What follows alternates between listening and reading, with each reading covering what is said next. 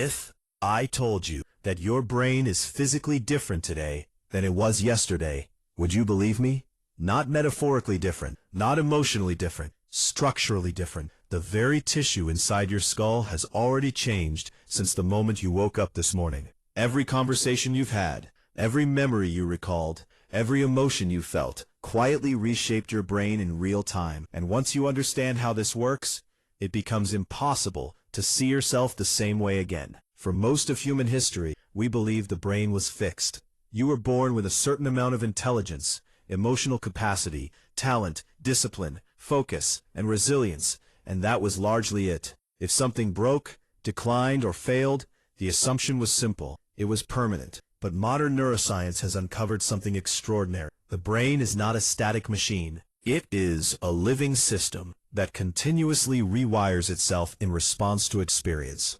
This ability is called neuroplasticity, and understanding it may be one of the most important skills a human being can develop in the modern world. Inside your brain are roughly 100 billion neurons. Each one communicates through electrical and chemical signals, forming networks that represent everything you can think, feel, remember, or imagine. When you learn something new, those networks strengthen. When you repeat behaviors, they become faster and more efficient. When you stop using a pathway, it weakens.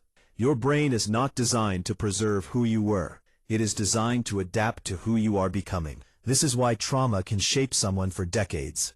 But it is also why healing is possible. It's why habits can be changed. It's why people recover abilities doctors once believed were gone forever. One of the most powerful demonstrations of neuroplasticity comes from cases that seem impossible. Children who lose half of their brain due to disease or injury often relearn language, movement, and cognition. Not because new brain tissue grows back, but because the remaining tissue reorganizes itself. Entire functions migrate. Regions take on jobs they were never designed for. What should be catastrophic becomes survivable, sometimes even barely noticeable. If you gave someone half of a phone, it would stop working. Half of a car would be useless. But the human brain does not follow the rules of machines. 50% does not mean broken. It means adaptation. This single insight changes how we should think about mental health, learning, recovery, and personal growth. For decades, mental disorders were treated as chemical problems alone. Depression, anxiety, addiction, and attention disorders were framed as neurotransmitter imbalances.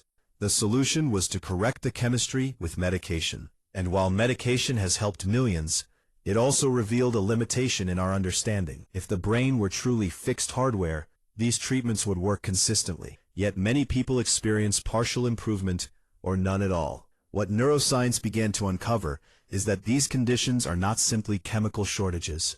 They are patterns of activity that have become deeply ingrained through repetition, stress, trauma, and learning. Depression is not just low serotonin. It is a network of brain regions communicating in ways that reinforce hopelessness, rumination, and emotional shutdown. And if the problem is a pattern, then the solution does not have to be chemical alone. It can be structural. Researchers discovered that certain brain regions show reduced or exaggerated activity depending on the disorder. Instead of altering chemistry throughout the entire body, scientists began experimenting with gently stimulating or retraining specific networks.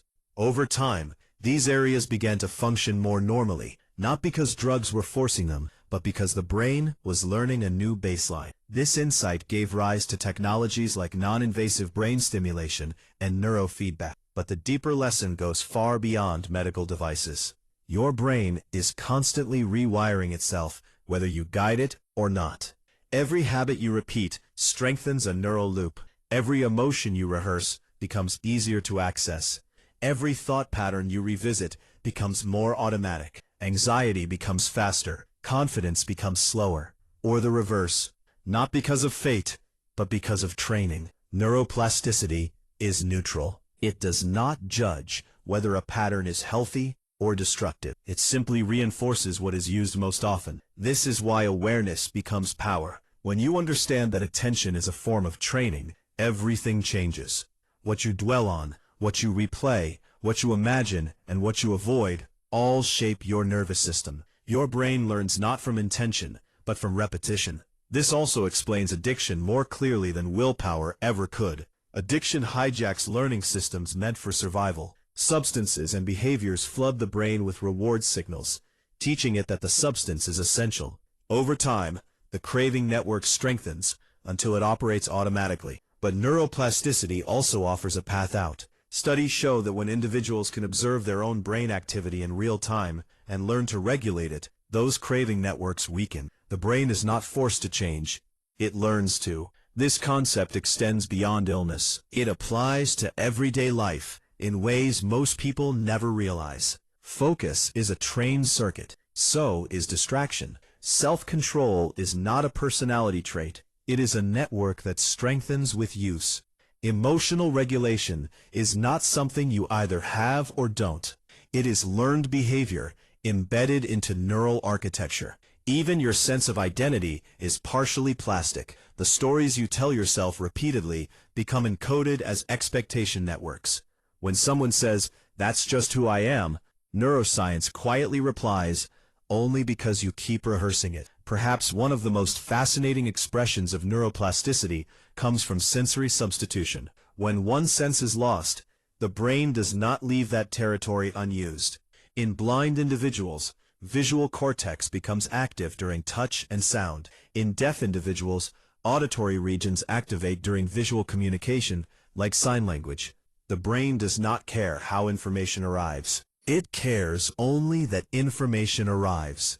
This means perception itself is flexible. The boundaries between senses are not as rigid as we once believed. The brain repurposes resources dynamically to extract meaning from the environment. This insight has allowed researchers to build tools that translate sound into visual patterns or tactile signals, enabling people to effectively hear through sight or touch, not by restoring ears, but by teaching the brain to interpret new inputs.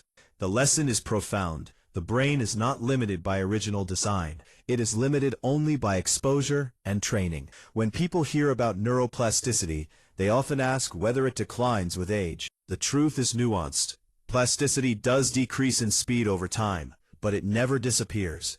Adult brains still form new connections every day. What changes is efficiency. Children learn faster because their brains are optimized for exploration. Adults learn more slowly because their brains are optimized for stability. But slow change is not no change. In fact, deliberate practice in adulthood often produces deeper, more resilient wiring because it is intentional rather than chaotic. This is where the concept of mental training becomes relevant. Just as physical muscles respond to resistance, neural circuits respond to challenge. When you practice attention, attention strengthens. When you practice gratitude, emotional regulation networks strengthen. When you repeatedly step outside comfort zones, fear circuits weaken and executive control grows. Your brain is shaped by what you ask it to do. This brings us to an important ethical and societal question. If brains can be shaped intentionally, who decides how that power is used? We already influence neurochemistry through medications, caffeine, alcohol, and prescribed treatments. In some legal systems, chemical interventions are mandated for rehabilitation, but neuroplastic approaches suggest an alternative path. Instead of suppressing behavior chemically, we may be able to retrain it structurally. Instead of forcing compliance, we could foster regulation. This raises difficult questions, but also hopeful ones. What if rehabilitation focused on rebuilding impulse control networks rather than punishing failure? What if education trained emotional regulation as deliberately as mathematics? What if mental fitness were treated with the same seriousness as physical fitness? Imagine a world where people train focus the way they train strength, where attention, patience, and resilience were practiced skills rather than moral virtues. The science suggests this is not fantasy. It is biology. Neuroplasticity does not guarantee change. It guarantees possibility. The difference lies in direction. Most people's brains are shaped passively by stress, environment, media, trauma, and routine. But intentional plasticity allows agency. It allows you to become an active participant in your own wiring. You cannot control every experience that shapes you, but you can influence how consistently certain circuits are reinforced. The most important realization is this: you are not fighting your brain. You are training it. Every time you choose focus over distraction, recovery over rumination, curiosity over fear, you are not just making a decision, you are altering physical structure. The change may be microscopic, but it compounds. The brain you inhabit 5 years from now will be the result of what you practiced most. Neuroplasticity is not motivational language. It is not self-help optimism. It is measurable biological change. It explains why recovery is possible, why habits persist, why trauma lingers, and why growth takes effort. It also explains something deeply human. You are not broken, you are patterned, and patterns can be changed. Perhaps the most important question is not what neuroscience will achieve next, but how individuals choose to apply what we already know. Because the power to rewire your brain does not belong only to laboratories and devices. It exists quietly in attention, repetition, learning, and choice. Where in your life are you waiting for perfect understanding before taking action? Where are you trying to fix every detail instead of strengthening what already works?